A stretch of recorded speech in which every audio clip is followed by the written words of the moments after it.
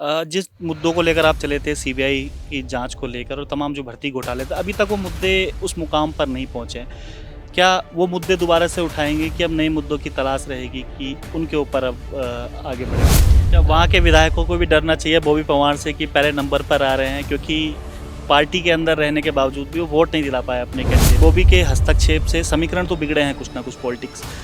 तो क्या जो आगे चुनाव हैं, चाहे वो निकाय चुनाव की बात करें, चाहे वो पंचायती चुनाव की बात करें, वहाँ बॉबी पवार का हस्तक्षेप रहने वाला है? पर्टिकुलर चक्राता की बात करें तो वहाँ पे बड़े दो नाम हैं, मुन्ना सिंह चौहान और प्रीतम सिंह। उनको मात देकर बॉबी पवार का पहले नंबर पर आना, क्या कुछ समीकरण लग रहा है कि अचानक से, क्योंकि पूरी कोशिश की होगी मुन्ना सिंह चौहान और प्रीतम सिंह ने कि भाई बॉबी को कम से कम वोट ना पड़े, जो तीसरा विकल्प तैयार ना हो। लोगों का पर यही डर है कि बॉबी पवार अब कहीं पार्टी में तो नहीं जाएंगे, जो बार बार मैं आपसे सवाल भी पूछ रहा हूँ। दोस्तों नमस्कार, सभी का स्वागत है विजय पथ पर। आज उसी ऐतिहासिक धरना स्थल पर हम लोग हैं जहां पर बॉबी के एक लंबी संघर्षों की एक कहानी भी रही है। आज ही अगर पीछे बैनर देख पा रहे होंगे तो वही पुरानी मांग है जो बॉबी पवार शुरुआत से लेकर चले थे। बदला कुछ नहीं है, बदला सिर्फ इतना है कि बॉबी का जो परिवार है अब वो और बड़ा हो गया है। जिस प्रकार से बॉबी ने टिहरी लोकसभा से चुनाव लड़ा है, 1,68,68,000 वोट जो निर्दलीय लेके आए हैं। बॉबी भाई, पहले तो बहुत स्वागत आपका, और बड़ा ही जबरदस्त चुनाव रहा है। शुरुआत में थोड़ी बहुत कमियां रह गई थी कि नहीं आ पाए। क्या कुछ लग रहा है कि कमियां कहाँ कुछ रह गई कि देहरादून शहर कवर नहीं कर पाए पूरा? पहाड़ों से तो बहुत अच्छा वोट मिल पाया आपको। बहुत बहुत धन्यवाद आपका। और कमियां तो देखो, जब कोई काम शुरू करते हैं तो कमियां तो रह जाती है, और जो कमियां रही है, खामियां रही है, तो आगे सुधारने का काम करेंगे। और जिस प्रकार का हमारा अनुमान था कि पहाड़ की जो 8 विधानसभाएं हैं उसमें हम लगभग हर विधानसभा में आगे रहेंगे, तो लगभग अनुमान सही था। एक आध विधानसभा में थोड़ा बहुत पिछड़े हैं। बाकी बात शहर की रही, तो जो साइलेंट वोट के नाम पर जो देखा जा रहा था कि साइलेंट वोट है, किधर शिफ्ट हुआ होगा, जीत वहीं होनी है, ये पहले से ही सबका ही अनुमान ये था। तो हमारा भी वही अनुमान था कि साइलेंट वोट अगर पड़ गया होगा तो जीत थी। पर साइलेंट वोट अब अगर नहीं पड़ा है तो वो तो सबके सामने आया है। तो शहरों में हम काफ़ी पीछे रहे हैं, अनुमान जो था उससे भी पीछे रहे हैं। तो खैर, हमारे जो मुद्दे थे उन मुद्दों को मजबूती ज़रूर मिली है, क्योंकि इतने बड़ी संख्या में जो टिहरी संसदीय क्षेत्र की जनता ने जो प्यार जताया है, जो समर्थन दिया है, वो कहीं ना कहीं एक नेता बनाने के लिए था। और टिहरी संसदीय की क्षेत्र की जनता ने नेता बनाया है, अपना नेता चुना है, सिर्फ इसलिए क्योंकि हम जो ज़मीनी स्तर के मुद्दे उठा रहे थे उन मुद्दों को मजबूती प्रदान करने के लिए। क्या कारण रहा होगा कि पहाड़ ने अपनाया है, और अगर मैदानी इलाकों की बात करें तो मैदानी इलाकों में बॉबी को वोट में कन्वर्ट नहीं हो पाए? क्या कारण रहा है कि पहाड़ वर्सेस मैदान हो गया था? ये किस तरीके से? नहीं, देखिए, बहुत सारे कारण हैं। एक कारण पे ये बात नहीं हो सकती है, बहुत से कारण हैं। एक तो बहुत समय कम मिला। वो पूरा समय जो हमने ज़्यादा समय हमने पहाड़ी क्षेत्रों में दिया, और पहाड़ी क्षेत्र इतना क्षेत्रफल की दृष्टि से बहुत बड़ा था, तो ज़्यादा समय उधर लग गया और मैदान में हम समय नहीं दे पाए। दूसरी बात है कि मैदान में हम लोगों को ज़्यादा कनेक्ट नहीं कर पाए, खासकर जो अलग अलग तबके का जो वोटर है, वो चाहे बनिया वोटर हो या मुस्लिम वोटर हो या मलिन बस्तियों वाला वोटर हो, खासकर मैदानों में जो वोट पड़ा है वो कहीं ना कहीं यूथ वोटर है। और खासकर जो यहाँ पर सर्विस क्लास जो लोग हैं, जो चाहे पूर्व सैनिक हो, राज्य आंदोलनकारी हो, या इसके अलावा जो सामाजिक लोग जो समाज के लिए लड़ रहे हैं, तो वो वोटर है। तो उनकी जो संख्या थी वो कम थी, पर वोट उनका पड़ा है। अब बात मुस्लिम वोटर की करूं तो कहीं ना कहीं वो वोट कांग्रेस की तरफ शिफ्ट हुआ है, जिसको साइलेंट वोट कहा जा रहा था, और कांग्रेस को उससे बढ़त मिली और कांग्रेस एक सम्मानजनक स्कोर पर वो पहुंची है। पर मैं ये कहना चाहता हूं कि इसके अलावा जो और वोटर्स हैं, हाँ, हमें देखिए, मुद्दे हमने जो लिए थे, या मुद्दों की लड़ाई जो हम लंबे समय से लड़ रहे हैं, उसमें सबसे बड़ा मुद्दा रोजगार का है, भ्रष्टाचार का है, यहाँ पर शिक्षा स्वास्थ्य का है, जल जंगल जमीन, मूल निवास भू कानून का है। तो मैं अपने अगर उस पर सोचूं, या मेरा जो इस पे विचार है, तो ये है कि जो वो मूल निवास भू कानून का जो मुद्दा था, देखिए, वो मुद्दा हमारा था, है और रहेगा। उस मुद्दे पर शायद मुझे लग रहा है कि शहर के जो वोटर हैं वो कनेक्ट नहीं कर पाए, या वहाँ से कटे हैं, पर उससे हमें कोई फ़र्क नहीं पड़ता। हमारा मुद्दा मूल निवास भू कानून था, है और रहेगा। इस उत्तराखंड बचाने के लिए, इस उत्तराखंड को आगे बढ़ाने के लिए, या इस उत्तराखंड की तरक्की के लिए, यहाँ के जल जंगल ज़मीन, अपने संसाधन जो हैं वो जब तक अपने हाथों में नहीं आएंगे, तब तक यहाँ क्या इस प्रदेश का विकास नहीं हो सकता, इस प्रदेश को नहीं बचा सकता। अच्छा, कई तरह की बातें हो रही थी कि अभी तक बेरोजगार संघ के अध्यक्ष थे, अब राजनीति में आना हो गया है। तो पहले से मजबूत महसूस कर रहे हैं अपने आप को कि किस तरीके से महसूस कर रहे हैं कि जो लड़ाई पहले बेरोजगार संघ के नाते लड़ा करते थे, अब एक लोग अपने आप में एक राजनीति की छवि अब देखेंगे? नहीं, देखिए, जो लड़ाई हम युवाओं के बल पे लड़ते थे, उस लड़ाई को मजबूती ये मिली कि युवाओं के साथ साथ कहीं न कहीं जो राजनीतिक सोच जो व्यक्ति रखते हैं, जो इस प्रदेश के लिए चिंतन करते हैं, या जो मातृशक्ति का सहयोग मिला है, जो भूतपूर्व सैनिकों का, राज्य आंदोलनकारियों का, अधिवक्ताओं का, तमाम प्रकार के वो लोग जो इस प्रदेश के लिए, इस समाज के लिए चिंतित रहते हैं, उन लोगों का सहयोग मिला। तो मुझे लगता है कि जो लड़ाई केवल और केवल यूथ के बल पर लड़ी जा रही थी, उस लड़ाई को मजबूती मिली है। हर एक तबके का जो व्यक्ति है वो इस लड़ाई में अब जुड़ा है, और एक बहुत बड़ा परिवार, 1,68,000 से अधिक जो वोट हमें प्राप्त हुए हैं टिहरी संसदीय क्षेत्र में। इसके अलावा लाखों लोग जो अनेक विधानसभाओं से या पूरे प्रदेश से मुद्दे जुड़े भी हैं। बढ़ जाएंगे। पहले तो केवल बेरोजगारों का मुद्दा आप लिए चलते, तब और मुद्दे भी, तरह तरह के मुद्दे भी, उसका भी आपको देखना पड़ेगा। ऐसा कभी नहीं है कि हमने केवल बेरोजगारी का मुद्दा लिया है। हमने पहले से ही शुरुआत हमने ज़रूर बेरोजगारी के मुद्दे पर की है, भ्रष्टाचार के मुद्दे पर की है। पर जैसा जैसा हमारे संज्ञान में जो मामले आते गए, जैसे जैसे हमें समझ आना लगा कि इस प्रदेश के लिए बेहतर क्या है, ज़रूरी क्या है, हमने हर एक मुद्दे को छुआ, हर एक मुद्दे को उठाया और बड़े मजबूती से, पूरे ईमानदारी के साथ उस मुद्दे को उठाया।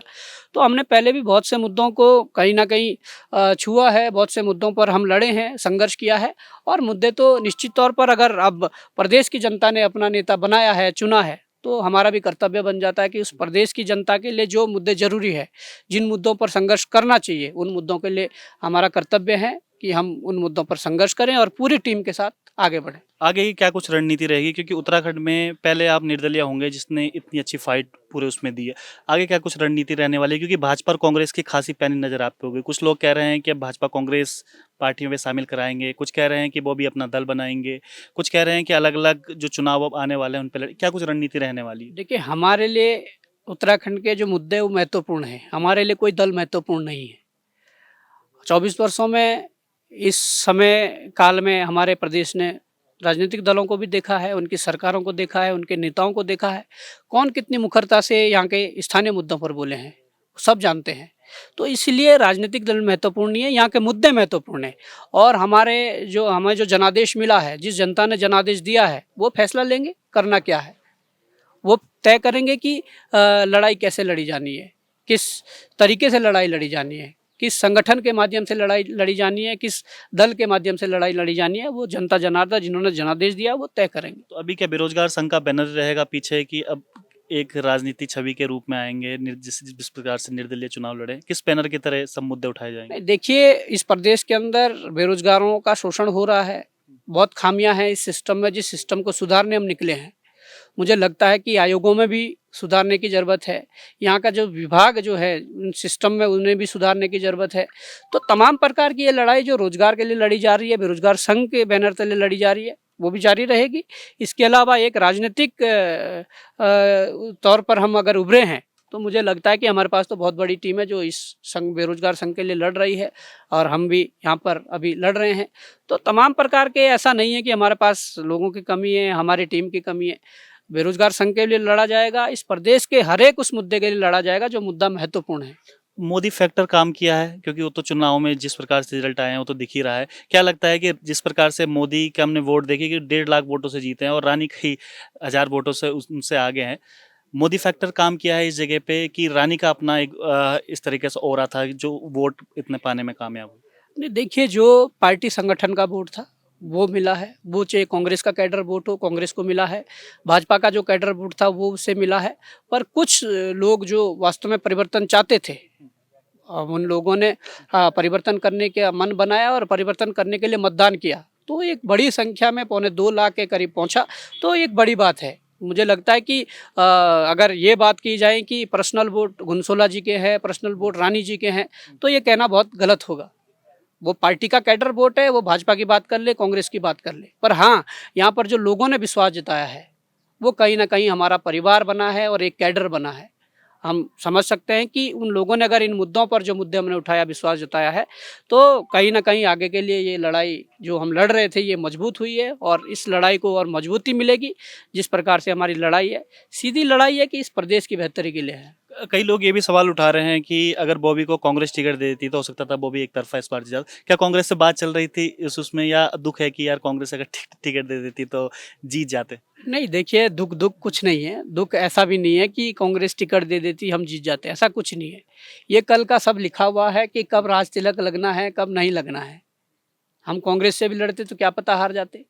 पर आज हम कम से कम उस लड़ाई को मजबूत करने के लिए फिर भी खड़े हैं जिस लड़ाई को हमने लड़ा है। आज उस जनता ने विश्वास दिखाया है जिसके लिए हम लड़ रहे थे। तो कांग्रेस से लड़ते तो क्या पता लगता कि कांग्रेस का कैडर वोट कितना था, हमारा कितना जुड़ा, कोई पता नहीं लगता। पर आज कम से कम एक प्रदेश को नई दिशा और दशा देने के लिए कहीं ना कहीं एक रास्ता दिखने लगा है कि हाँ, प्रदेश के अंदर ऐसे लोग हैं जो परिवर्तन चाहते हैं। प्रदेश के अंदर ऐसे लोग हैं जो ये स्थानीय मुद्दों को गंभीरता से लेते हैं। तो हमारे लिए तो ये बेनिफिट है, हमारे लिए ये कहीं ना कहीं ये बेनिफिट ही है कि जिस प्रकार से चुनाव जो लड़ा है और जिस प्रकार का समर्थन मिला है, तो वो कहीं ना कहीं हमें पता लग गया कि स्थानीय मुद्दों पर कितने लोग साथ हैं। जिस मुद्दों को लेकर आप चले थे सीबीआई की जांच को लेकर और तमाम जो भर्ती घोटाले थे, अभी तक वो मुद्दे उस मुकाम पर नहीं पहुंचे। क्या वो मुद्दे दोबारा से उठाएंगे कि अब नए मुद्दों की तलाश रहेगी कि उनके ऊपर अब आगे बढ़ेंगे? नहीं, जो मुद्दे हैं, जिन मुद्दों को अंजाम तक नहीं पहुंचाया है, मुद्दे वो भी है, नए मुद्दे हैं, वो भी मुद्दे, उन मुद्दों पर भी लड़ेंगे। बात सीबीआई जांच की है तो अभी चल रहा है। आज तक ये भी था कि जिस प्रकार से जो एक तरफा सरकार जो केंद्र में भी थी और राज्य में भी थी, तो कहीं ना कहीं लग रहा था कि यार ये मुद्दे हैं, सड़कों पर भी उतना प्रभाव नहीं पड़ रहा है, कोर्ट के माध्यम से भी कहीं ना कहीं निराशा हाथ लग रही थी।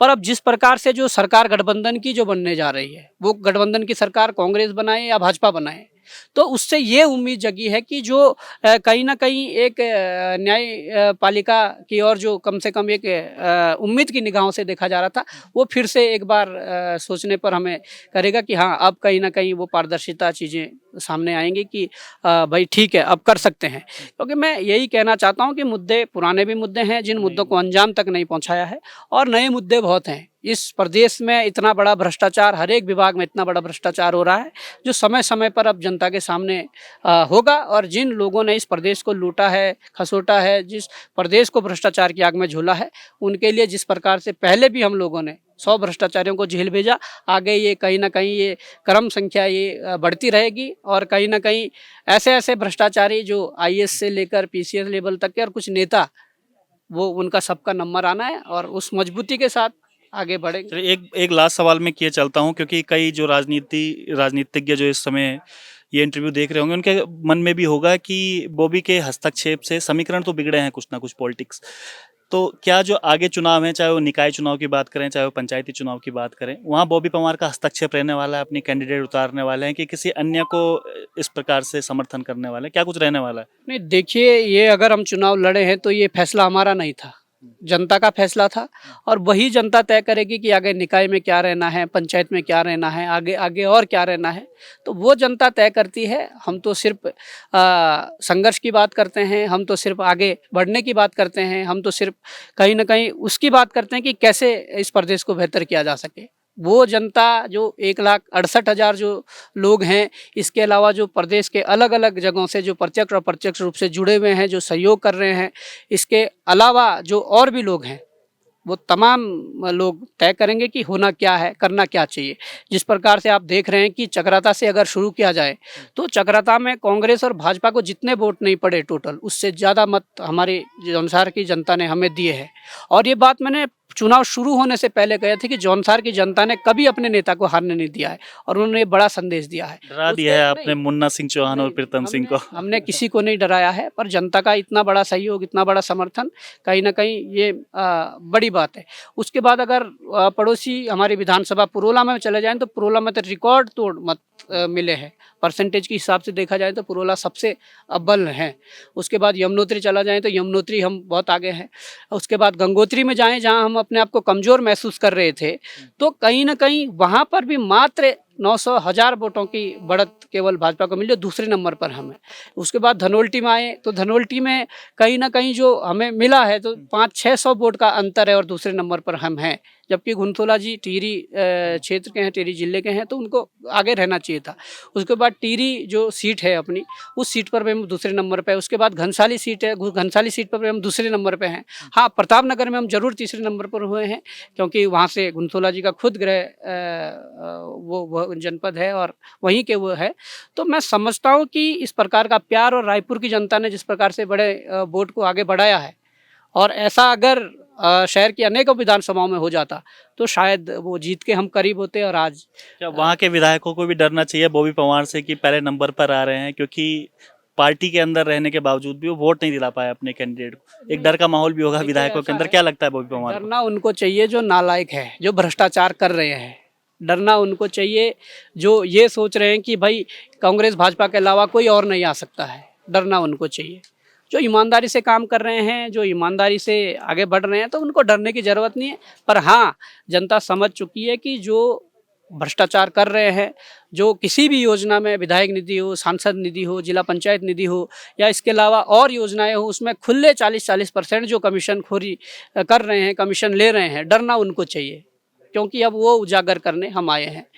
इसके अलावा जो और योजनाएं इस उत्तराखंड के लिए आ रही है, और बाहरी कंपनियों को जिस प्रकार से पूरी तरीके से छूट दे दी है, हमारे ठेकेदार भाइयों को बाहर किया जा रहा है, स्थानीय जो लोग हैं बाहरी कंपनियों को लाकर जिस प्रकार से यहाँ पूरा कब्जा इस उत्तराखंड में कर दिया है, अब डरना उनको चाहिए। साफ सीधी बात है कि ये लड़ाई आमने सामने की लड़ाई है। पूर्व में भी 5-7 वर्षों से हमने आमने सामने की लड़ाई सत्ता से लड़ी है, सत्ता में कोई भी रहा हो, और आगे भी जो सत्ता में बैठेगा, अगर गलत नीतियां होंगी, उन नीतियों के लिए आमने सामने की लड़ाई सीधे तौर पर देखी जाएगी, और ये आप के माध्यम से भी जनता को दिखेगी, और जमीन पर लड़कर भी जनता को ये दिखेगी। बात भी लोग जानना चाह रहे हैं कि बाकी अगर विधानसभा को छोड़ दें, अगर पर्टिकुलर चक्राता की बात करें तो वहाँ पे बड़े दो नाम हैं, मुन्ना सिंह चौहान और प्रीतम सिंह, उनको मात देकर बॉबी पवार का पहले नंबर पर आना, क्या कुछ समीकरण लग रहा है कि अचानक से, क्योंकि पूरी कोशिश की होगी मुन्ना सिंह चौहान और प्रीतम सिंह ने कि भाई बॉबी को कम से कम वोट ना पड़े, जो तीसरा विकल्प तैयार ना हो? नहीं, देखिए, उन्होंने भरपूर कोशिश की, पर जनता ने चुनाव लड़ा है, जनता ने आगे बढ़ाकर हमें भेजा है।